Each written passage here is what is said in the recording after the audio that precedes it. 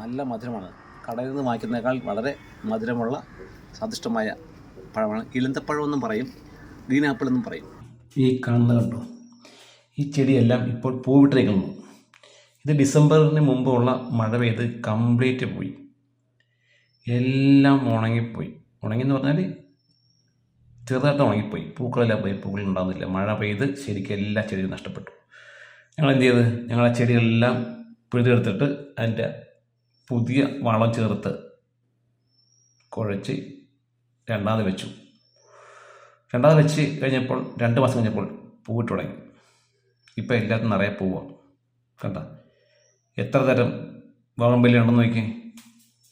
ചെമ്പരത്തി, ബോഗൺവില്ല, റോസ, ഇതെല്ലാം ഇപ്പോൾ 2 മാസത്തിനുള്ളിലാണ് ഉണ്ടായത്. എല്ലാം നഷ്ടപ്പെട്ട പോലെയാണ്. ഞങ്ങൾ ഓർത്തത് ശരിയാകില്ലെന്ന്, പക്ഷേ ഞങ്ങൾ വേണ്ട വിധം പരിലെല്ലാം അടിച്ചു, അതിന് വളമൊക്കെ ചെയ്ത് നല്ല ഇതായി. നിങ്ങൾക്കും ഇതുപോലെ നിങ്ങളുടെ ചെടികളിൽ പൂക്കൾ പെട്ടെന്ന് വരുത്താൻ കഴിയും. അതിന് വേണ്ടത് പിണ്ണാക്ക്, കടലപ്പിണ്ണാക്ക് വെള്ളത്തിലിട്ട് അരിയിപ്പിച്ച് 3 ദിവസം വെച്ചേക്കുക. എന്നിട്ട് അത് 4 ഇരട്ടി വെള്ളത്തിൽ ചേർത്ത് ഒഴിക്കുക, ഒരാഴ്ച ഒരിക്കൽ. പിന്നെ DAP അത് നമുക്ക് വാങ്ങിക്കാൻ കിട്ടും. അതും നമ്മൾ ഒരു 5-6 എണ്ണം ഓരോ ചെടി ചുവട്ടിനിട്ട് കൊടുക്കുക, ആഴ്ച ഒരിക്കൽ. പിന്നെ എപ്സം സാൾട്ട് അത് 1 സ്പൂണ് എല്ലാ ചെടിയും ചുവട്ടിനിട്ട് കൊടുക്കുക. പിന്നെ വേണ്ടത് നമ്മുടെ എല്ലുപൊടി, വേപ്പിൻ പിണ്ണാക്ക്, ഇതെല്ലാം കുറേശ്ശെ ഇടയ്ക്കിടയ്ക്ക് ഇതിൻ്റെ ചൂട് ഇളക്കിയിട്ട് ഇട്ട് കൊടുക്കണം. അങ്ങനെ വരുമ്പോൾ നമുക്ക് പൂവിട്ട് തുടങ്ങും, എല്ലാത്തിനും പൂവുണ്ടാകും. ഇതൊന്നും കടകളിൽ ആരും പറഞ്ഞു തരില്ല.